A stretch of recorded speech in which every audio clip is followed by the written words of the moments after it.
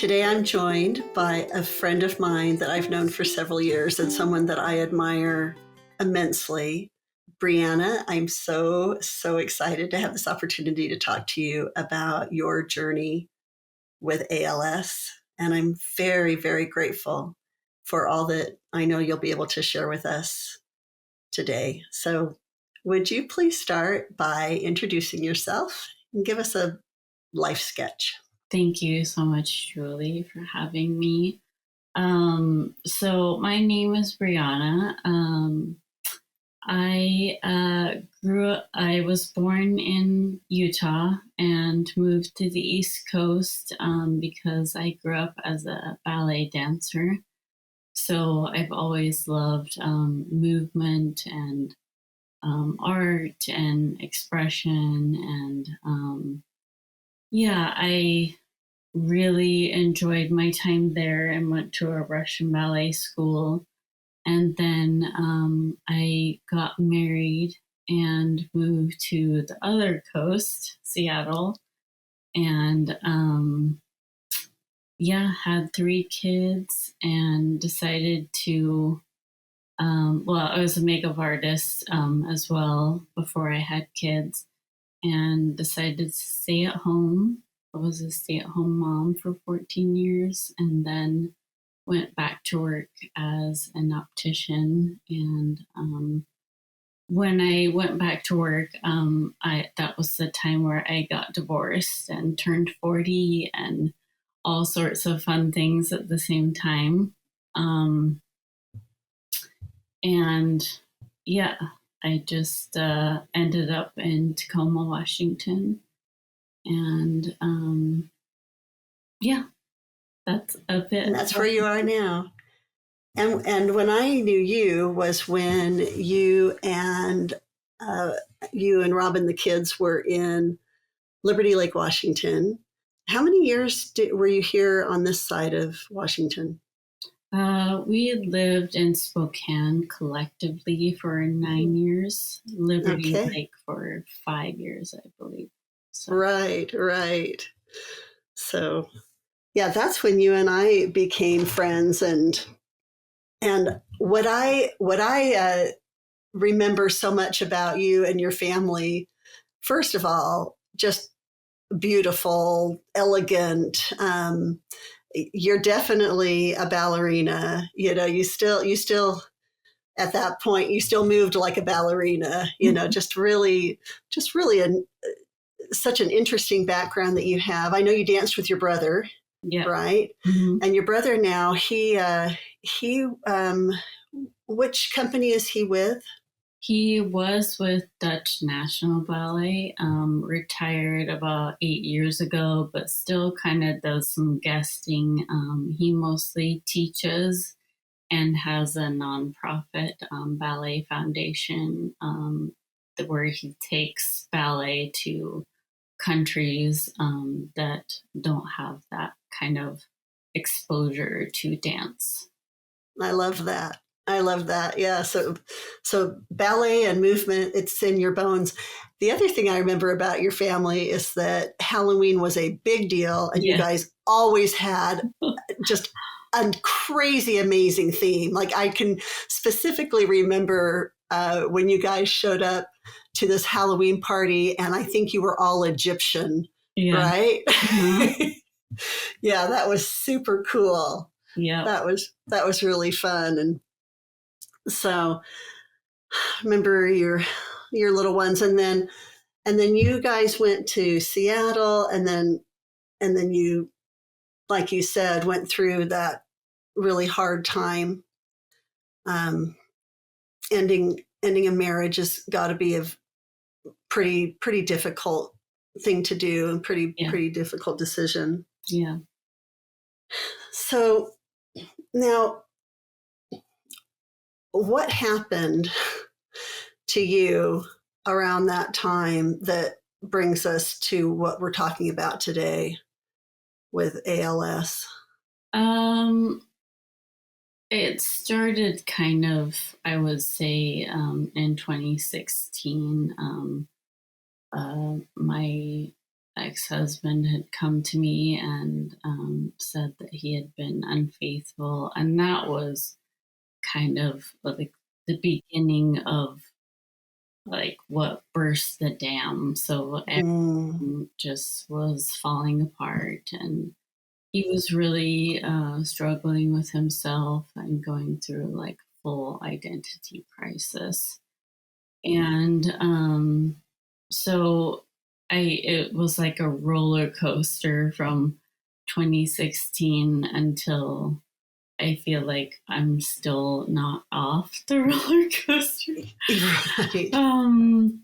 But he took a job on this side of Washington, and I really felt like it was best that my kids had both parents in their lives, and he was the breadwinner.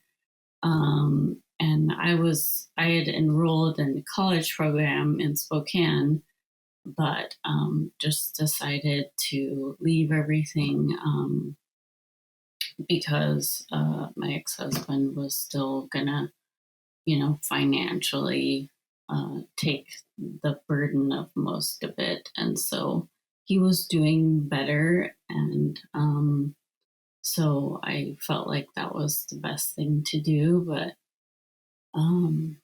wow, it was just massively difficult to leave all of my support and everything I'd known, my marriage, and move once again, start all over with no community or friends.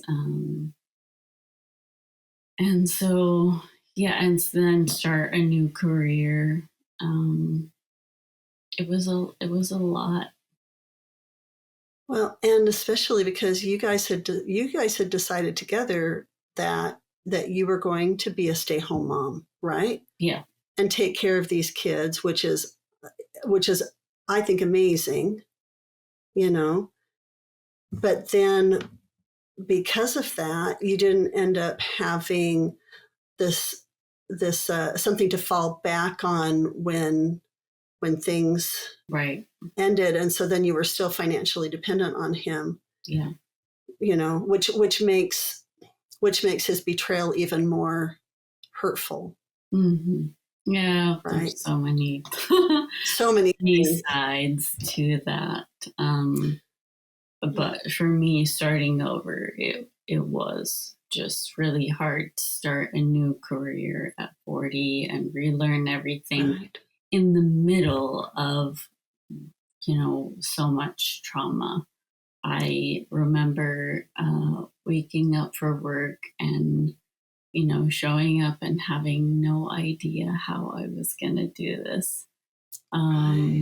But, pushed through and made the best of it, and turned out that I really enjoyed being an optician. So, do you feel like your ballet training helped you to have some of the resiliency and discipline to get through what you were doing? yeah, absolutely. Absolutely. And as well as it's such a odd transition from ballet dancer to makeup artist to optician, but the performance skills really came into play when I was working with customers, especially when I had no idea what I was doing.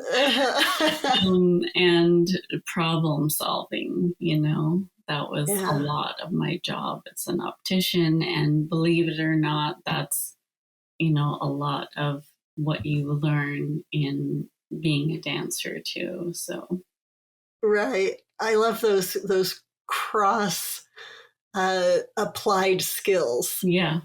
Right. So then, at what point did you start having some physical symptoms that seemed unusual? It was 2022.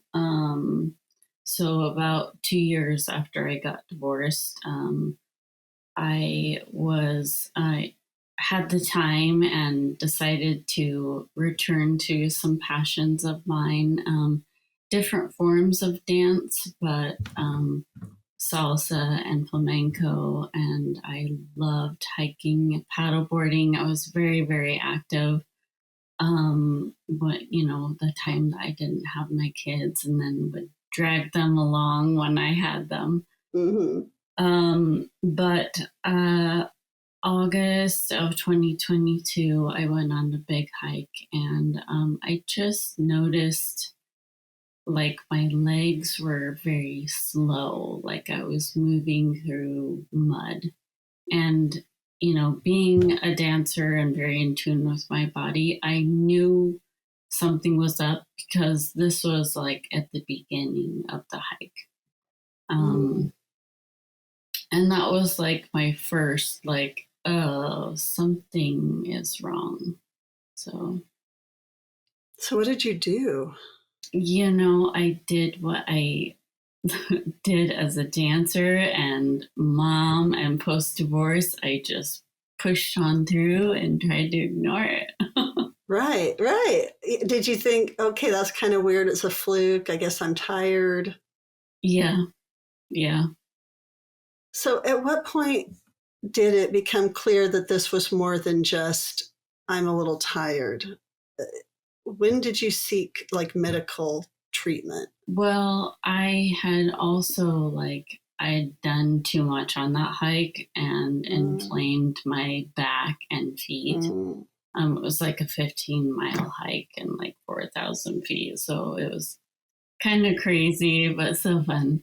And so I had started at a podiatrist for my feet, Uh-huh. and really didn't get help there. And then my back was hurting so bad. I went to a sports medicine doctor because I was like, well, I'm really active. This is back pain. Maybe he can Mm-hmm. help me. Mm-hmm. And then he referred me to I'm blinking, a spinal surgeon. Um, Oh, wow. So it was bad enough that he thought you should see a surgeon. well, he, um, I'm blanking on the term, but he works with back pain management as Oh, well as sure. a surgery. No, not podiatrist. Like a physiatrist? No, no. Yeah. Anyway, That's okay. Somebody who knows is listening and going, it's this, it's yeah, this. yeah. Um, And so he did some blocks on my back. He did my first Mm, EMG. And okay. What does EMG, that mean? Yeah. electromyography. Okay. And so that's when they stick needles in you and they test out the function of your nerves. Okay. Um, I know what you're talking about. Steve had to do that when they were trying to figure out if he had MS mhm. before we knew what Yeah. he had. Yeah. Okay. So it's a very common diagnostic just to check if things are wrong with your nerves. And so what did they So, find out? yeah, so he said he knew that something was wrong in my left side, my left leg, and said, you have a pinched nerve coming from your Mm, L5S1. okay. But then I had an MRI and that showed nothing was pinched and nothing was wrong. So, yeah, I spent too much time with him trying to work on the pain in my back, and he kind of ignored the neurological symptoms that were getting much worse. Right. So I was eventually sent to a neurologist for suspected MS. Mm, And then that neurologist knew it was not MS.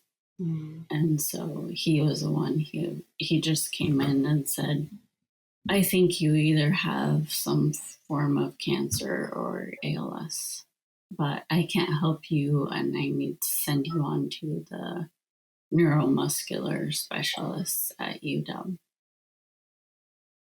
Okay. So how do you receive a statement like that? What happened? What were you thinking? Were you alone? Was I somebody with was you? alone. He said that and, you know, left the room, and that was it. I was in Whoa. shock. I just went, like, stumbled out to my car and sobbed a little bit, but then I needed some lab work to do the CT scan, and I managed to make it to the lab. And I remember the lady at the desk called me forward and she said, "What's your name?" And I couldn't get my name out. I Oh, just was in so much shock. So, wow. yeah, it was a lot. That was July of 2023. So, a year later. Wow. Wow. I'm so sorry. Thanks. So what did you do next? What happened? A whole bunch of stuff happened with trying to get, scans done and, anybody to help me get these tests done because I was not sleeping. I was full on, panic attacks at work. Mhm. Um, it was just the most terrifying thing I'd ever experienced. And I needed to get one of them off the table, although I really didn't know which was worse. Right, right. Yeah. So yeah, so I got the cancer part off the table, and then my family and I just like searched for anything else it could be besides ALS. And we were Right. sure that I couldn't Google anything at the time because everything terrified me. I couldn't read about ALS, nothing. And so we thought it was like a rare rheumatologic disease that mimics ALS. We thought surely, we have so much rheumatologic disease in our family, like it has to be this. Would that Um, have been a better diagnosis? Was that something? yes, Okay. because it's not fatal. So it can be very debilitating, but there is treatment and it's not fatal. Maybe So, could you explain what ALS is? We keep saying ALS, and it occurred to me that not everybody probably has even heard of it. yeah, so ALS stands for amyotrophic lateral sclerosis, otherwise known as Lou Gehrig's disease.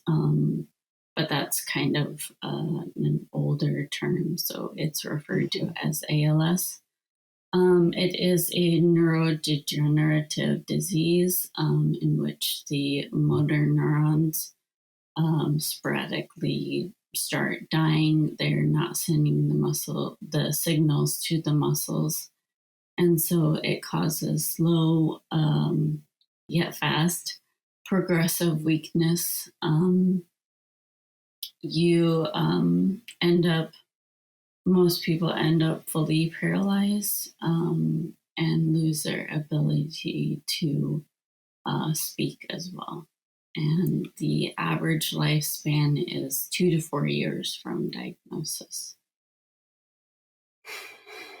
So you're right there in that average, and that's one of the reasons we're doing this recording is because you can still speak. Yeah, yeah. Right. It's hard to speak, but yeah. And after we're done, you'll take a really long nap. Yeah. So I I had to wait a few months before I was seen by the neuromuscular specialist, and they ruled out everything else. And the neurologist said my diagnosis is ALS, and I got that news after my third EMG. Oh my gosh. My sister was with me, and I just really thought that I was so terrified of this happening that I thought I would just start screaming and Mm-hmm. somebody would have to carry me out. Mm-hmm. And that didn't happen. We were both just in shock. Um, and again, managed to like stop and sob down the hallway and then get in the car and sob. Um, I remember that night or maybe the next night, just feeling this immense heavy weight come over me and think, how does any human face this? And I knew at the time that shock was still protecting me.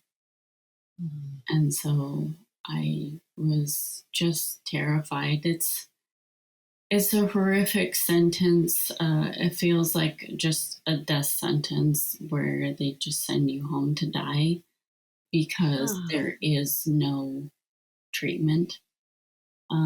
They currently do not know what ALS is, what causes it. So, yeah, it's really heavy. It's a really heavy thing. And do you feel like culturally we're so used to feeling like there's an answer for everything? And even in your personality, I mean, you were always somebody who worked hard, had goals and then worked toward those goals. I mean, it's so much ingrained in who you are to tackle something and figure things out. yeah, yeah, for sure. So it's even harder. And then I think we expect too much of doctors too. We expect them to have all the answers, and truly, like, there's just so much we still don't know. That's really And true. sitting with that, we don't know, um, and sitting with, we don't know how to help you, Right. and it continuing to progress and continuing to panic, and your family standing on the sidelines helpless, is incredibly painful for them too.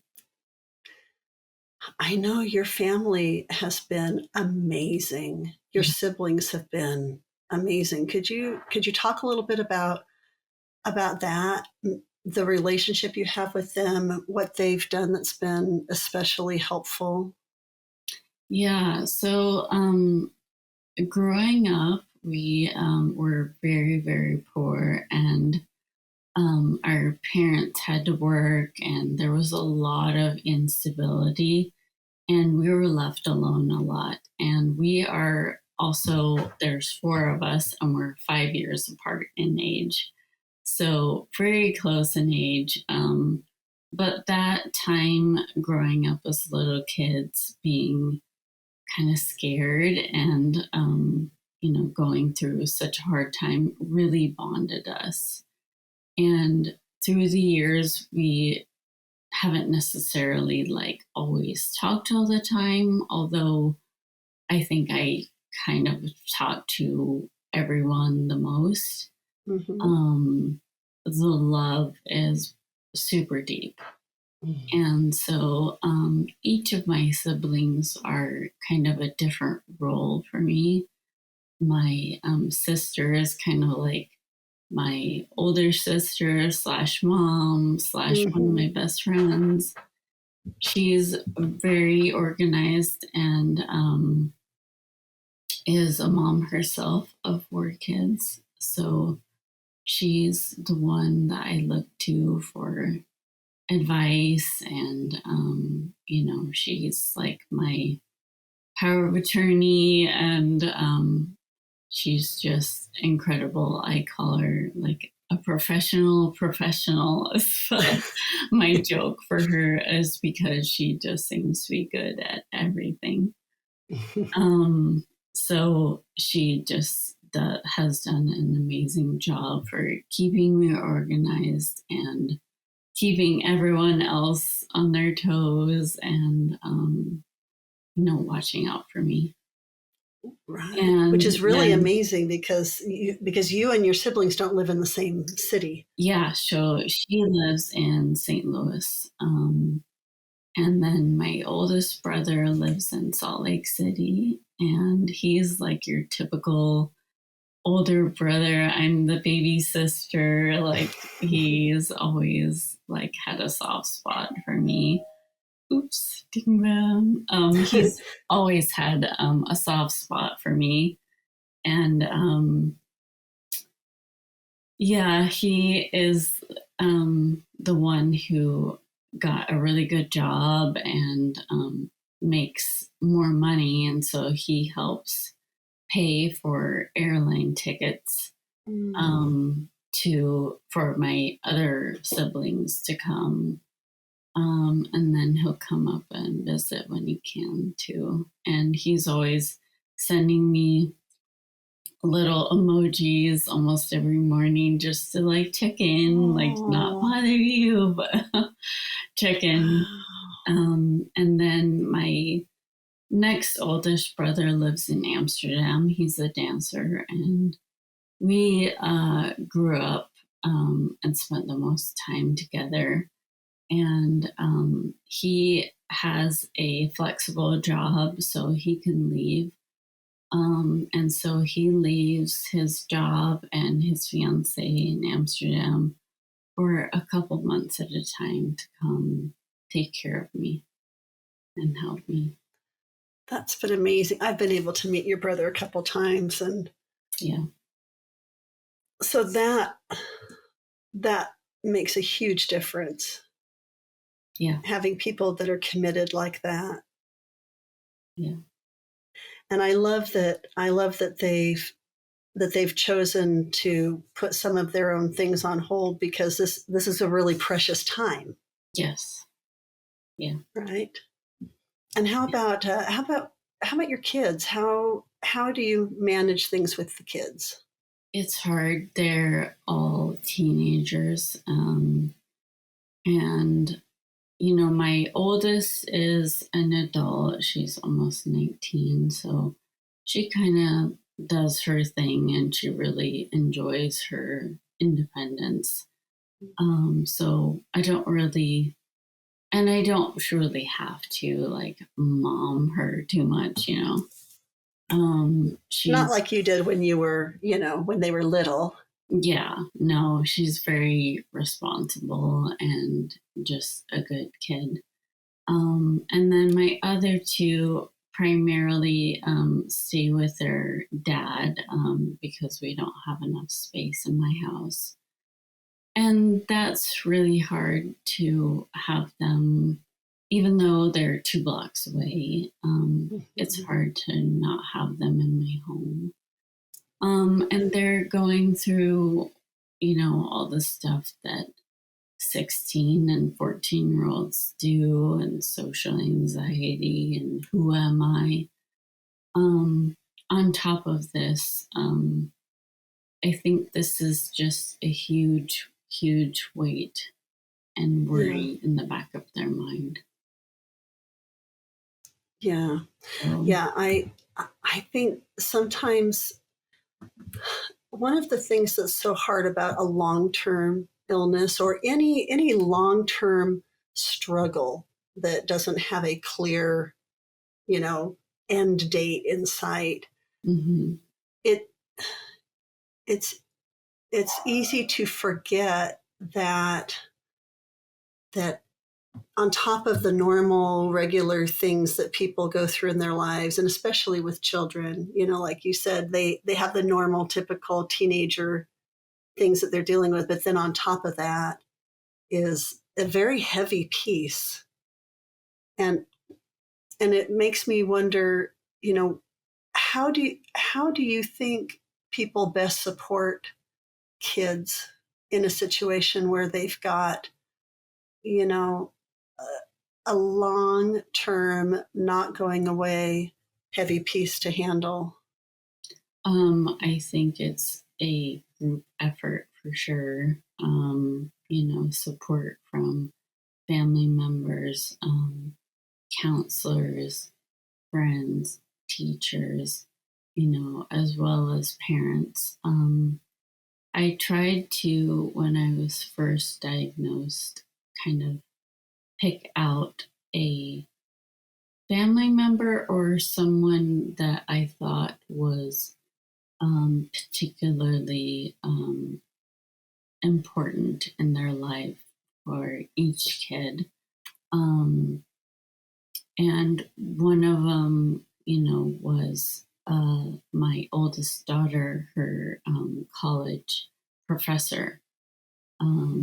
So I called him up and kind of told him what's going on and, just made sure that he was aware.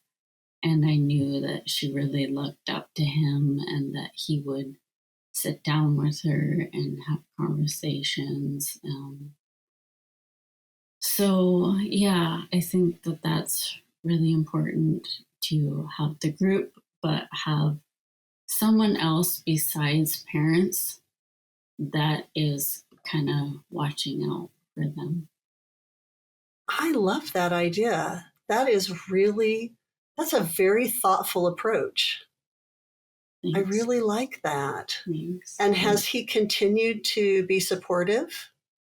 Yeah, For sure. she's not, taking the classes anymore, but she went and stopped in and said hi and everything. So I he really was a love really that. big piece, and so was she in the dance video that I did with my brother. So Yes. he actually kind of directed the video, and she edited it. So Will you talk about that? About yeah, that project? yeah. So it was only a month after being diagnosed. I knew that dance was just a part of who I am and my soul, and was grieving over the loss of the use of my legs and not being able to participate. But I could still move my arms. It was getting more difficult and it was really painful. But I said to my brother, "Hey, will you dance with me one more time?" And I had no idea if it would turn out. But I knew no matter what, like we would just create wonderful memories together. So we actually sat down to choreograph once he got here, and neither one of us, including him, are choreographers. And Okay. so he was like, "So, do you have in mind what you're going to do?" And I was like, "No, dude, I'm not."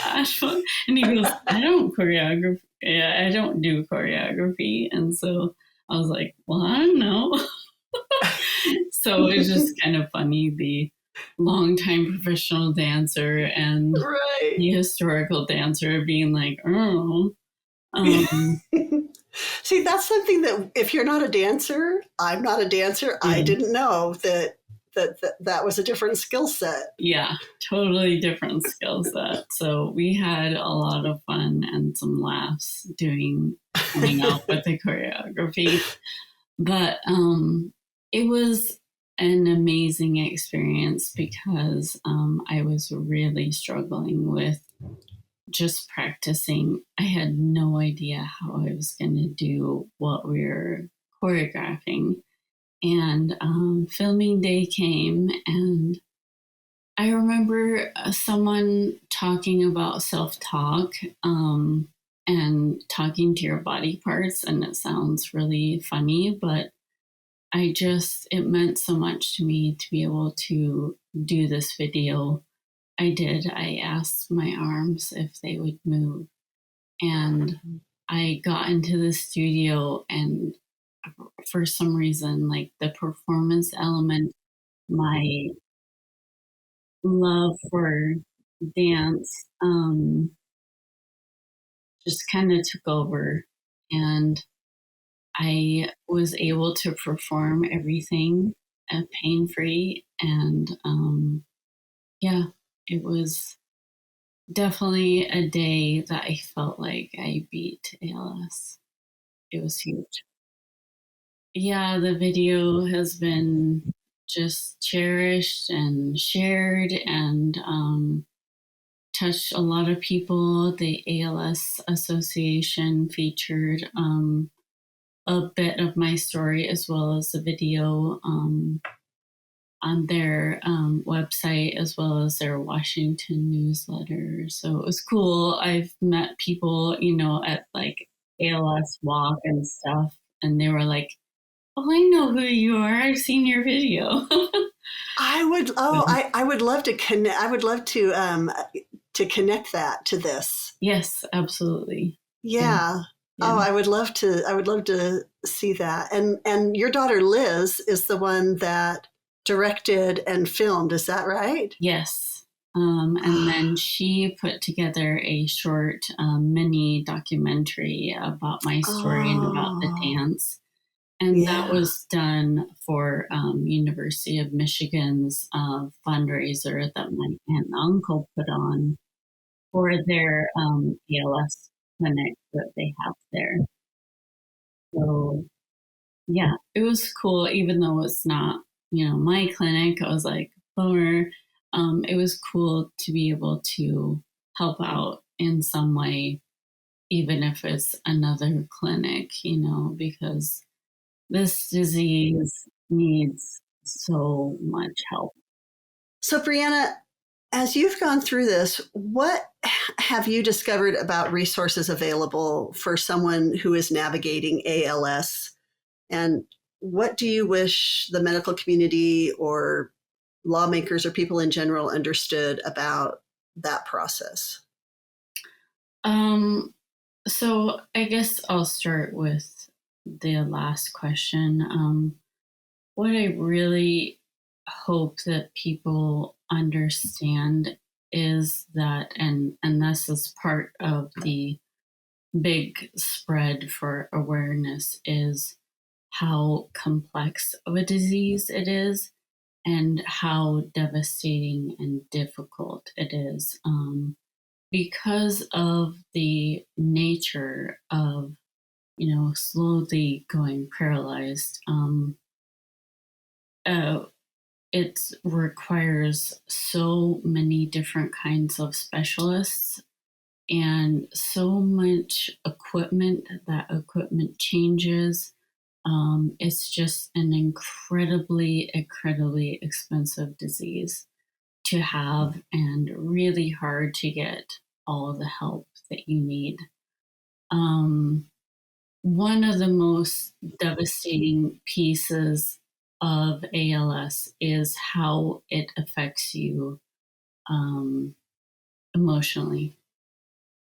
I would say that although the physical, symptoms, all the things that you can have that torture you every day, are nothing compared to the loss of identity, of losing a bit of who you are every day, the hopelessness that you feel in this disease, and how do you go forward, every day without hope, and thinking, that this is just, you're just taking steps down into the grave. I when I was first diagnosed, that's what the nurse said to me is, well, we hope that instead of skiing downhill, that you take steps down. And I thought to myself, where's the hope in that? You know, because I had read this in a book once, and it just really hit home for me is the best way to describe ALS, and how it affects you emotionally is that you feel like you're slowly being buried alive. It's like a little bit of dirt, like thrown on your limb, making it heavier, and some more dirt in your mouth. And meanwhile, you're just trying to scream. And that's the thing is you don't even have the energy to scream, to get out the anger, the pain that you feel. And so I guess that's what I would say, that I really want people to understand about ALS is that just how devastating it is for you and anyone who's close to you to watch you go through this and feel helpless. That's kind of why if anyone knows anyone with ALS, they'll commonly have like a big community, because once people really realize how awful and hard this is, people just are, they just say, what can I do? How can I help? So that brings me to I wish when I was first diagnosed that I knew about some websites. One of them is roon.com. It's ROON. And they are just a fantastic resource because it, goes through, they have all the specialists that you need for ALS on this website answering questions.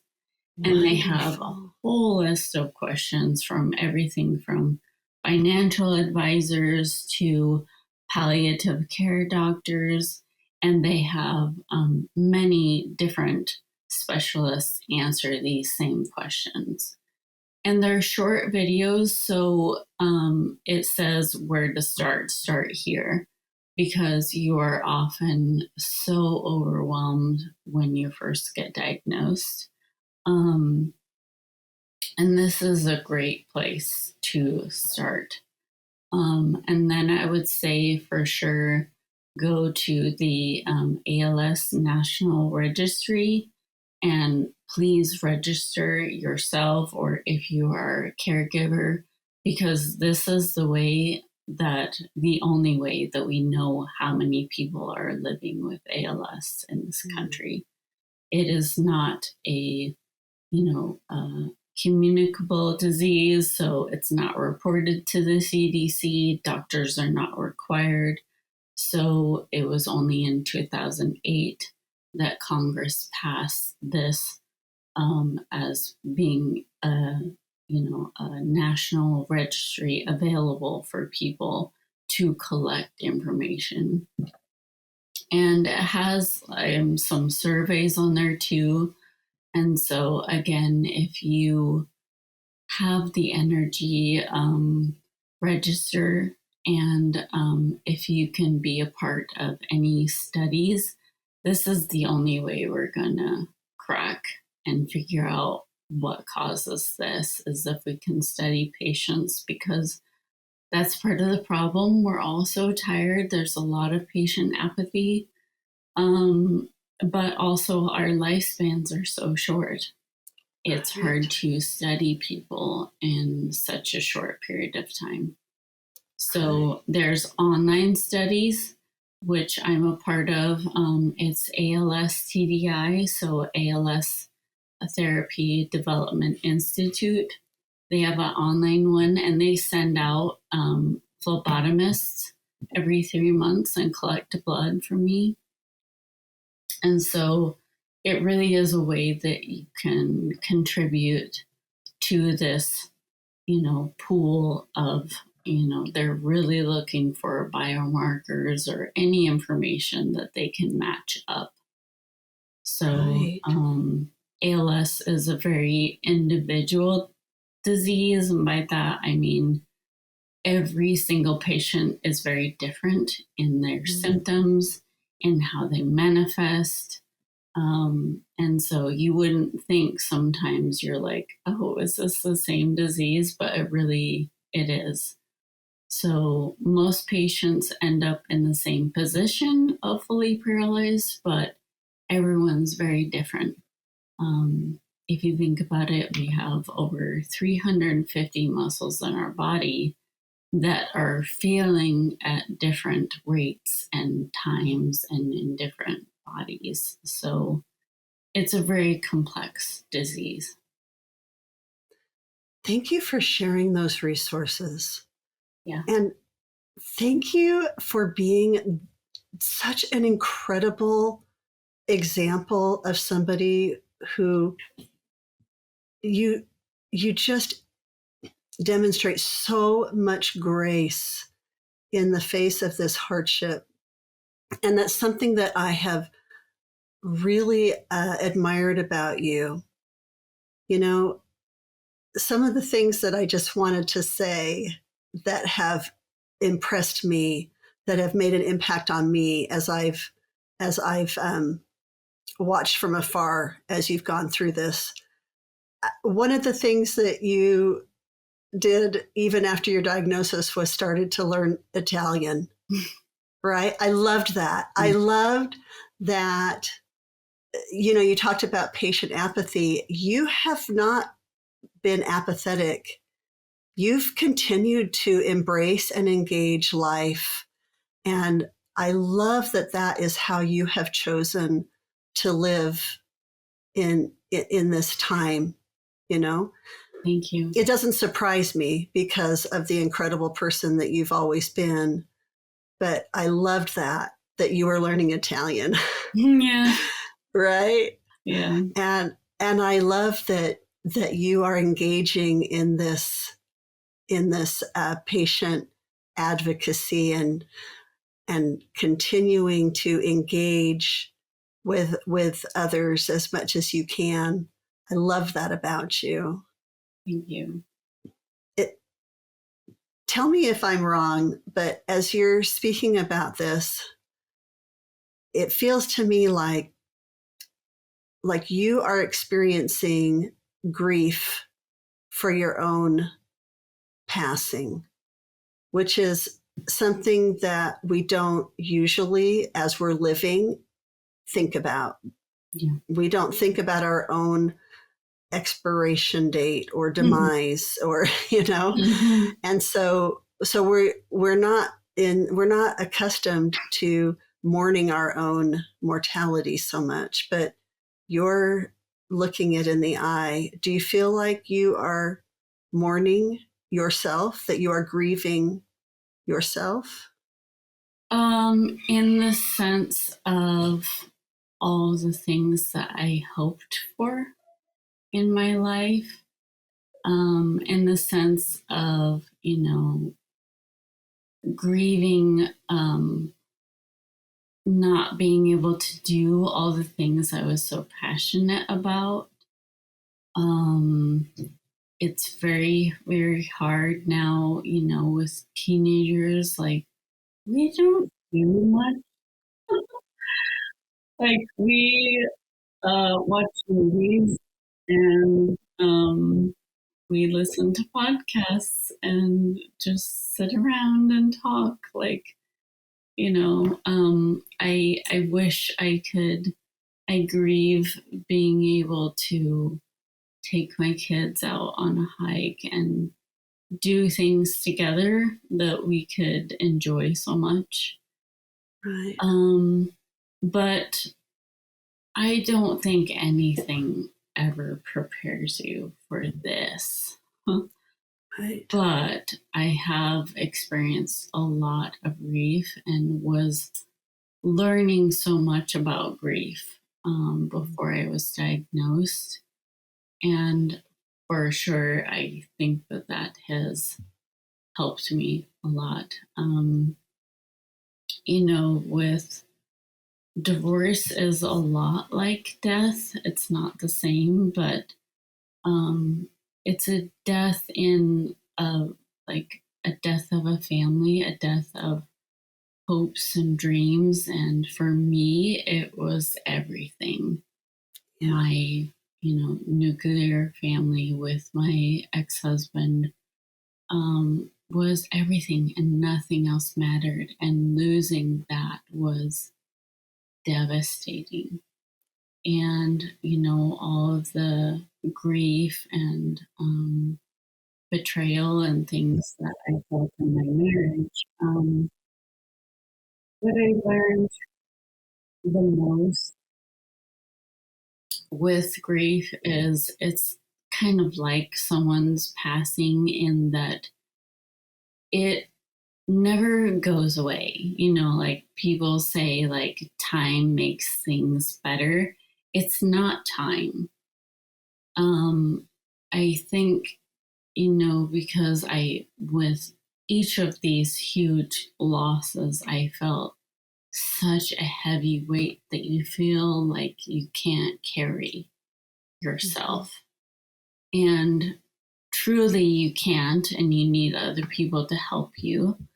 But what does happen over time, I think, and I kind of visualize it this way, is we develop the muscles to hold it. Mm. It never goes away, but we can hold it, and we can have the strength to know that that loss is there, but be okay and move on with life. I agree with you. I appreciate that perspective a lot. I think that's beautiful. Well, let's talk a little bit about what you see as your legacy. What do you want those who love you to know from your heart? What do you want them to retain about your life and philosophy, and what do you want them to keep in their hearts about you? Love is everything. Happiness comes from within yourself, and people are the only thing that matters in this life.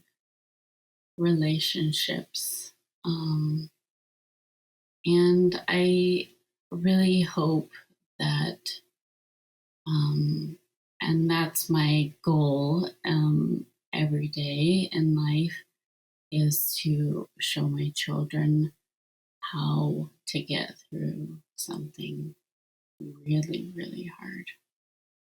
And that they're resilient too, that they have the strength to get through whatever comes their way. And gratitude, happiness comes from looking all around you and focusing and seeing all of the wonderful things in your life that you can be grateful for, because they are always there. I absolutely love that. And you embody that so well. I love that what you want to leave with your children is absolutely the definition of who you are: grateful, happy, gracious. You have affected my life in such a positive, happy way. And I'm so thankful that we got to have that time when you lived out here. Yeah. To be friends and get to know each other. Yeah. Well, thank you so much for everything that you've shared. It's a huge blessing that we get to capture this time together. I agree. And before we finish, would you answer the final question? What do you think it means to grieve well?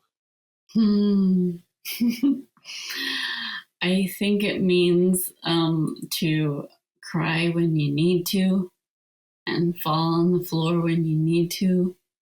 And, get that out and take a deep breath and pick yourself up and do it again tomorrow.